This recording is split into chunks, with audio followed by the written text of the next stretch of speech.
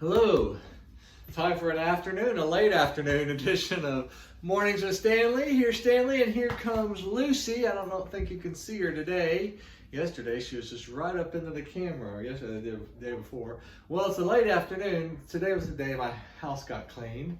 I love Tuesdays that my house is every other week, and it's just wonderful getting the house cleaned. And then I was going to do it at lunch, and I completely forgot.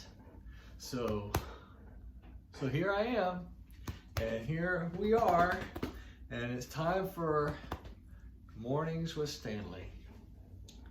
And I'm about to kick these two out of the room. Stanley doesn't look like he really wants to. They've been in the house all day. You know, it's been a rainy day today, and I keep him inside anyway because Stanley could jump the fence, and I've just had a dog. I've lost a dog. I don't want to do it again. She got killed, by a truck. But I just don't. You know, Stanley's a big dog. I'm sure somebody would see him, but still, you just don't want that to happen. And dogs just don't pay attention. They just run out in front of cars. Yes, they do. Okay, let me put y'all outside. Okay. Come on. Good boy. Okay. We are actually looking at a book of the Bible I don't believe we've ever looked at with Mornings with Stanley before. 1 Peter chapter 1, verse 22. Now that you have purified your souls by your obedience to the truth, so that you may have genuine mutual love, love one another deeply from the heart.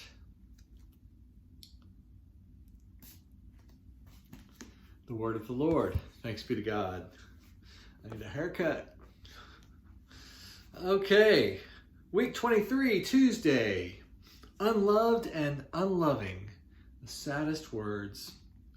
We ended yesterday with Menninger's statement that the saddest word in the English language is unloved. But perhaps unloving is a sadder word still, for if you are loving, then you will be loved. You can even overcome the fact that you were unloved. The greater loss then is to be unloving. It is true that it is difficult to love if you have been unloved, but it is not impossible. For basically we are all loved by God and loved by agape. To get into responsive touch with that agape of God is to be awakened to love. We begin to love, not that man first loved us, but that God first loved us. So the unloved person can become the loving person when awakened by the love of God.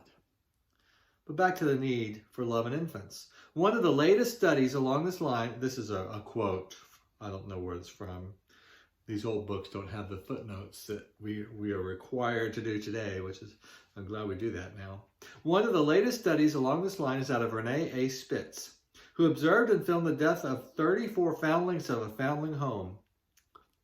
These infants had all their needs cared for except that of motherly love.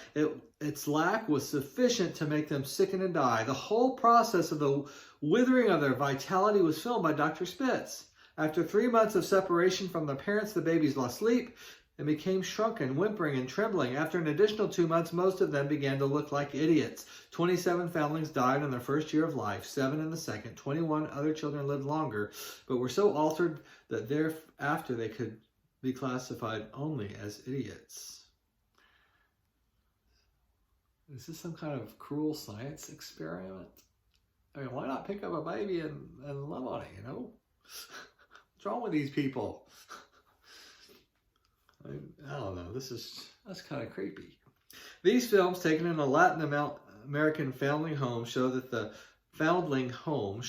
same basic urge for love is found in all races and all places at all times. Of course, this account raises a question. If as much time and attention had been expended in loving the babies as in filming them, there wouldn't have been any babies to be filmed in their misery and death. Amen. I think that's what I was just saying. That raises a further question. Where do we get the impulse to love? Can science give us that spark? Must religion provide it? You know, there's this great, I love this song, don't get me wrong, but I'm going to criticize this song. It's called I want to be loved like that. Do you remember that song? A country song. It was by Shenandoah.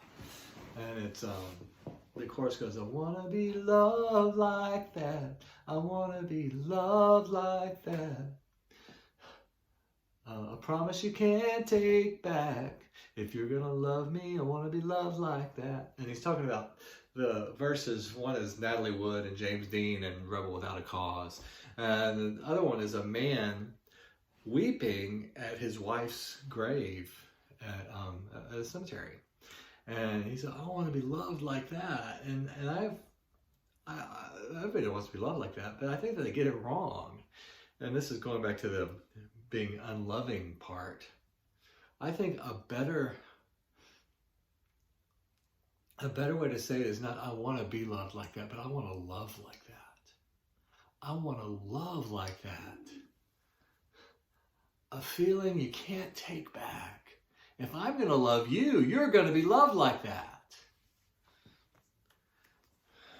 A promise, I think that's a feeling. A promise you can't take back. Anyway, I think that's really what it's supposed, because it's not so much about being loved that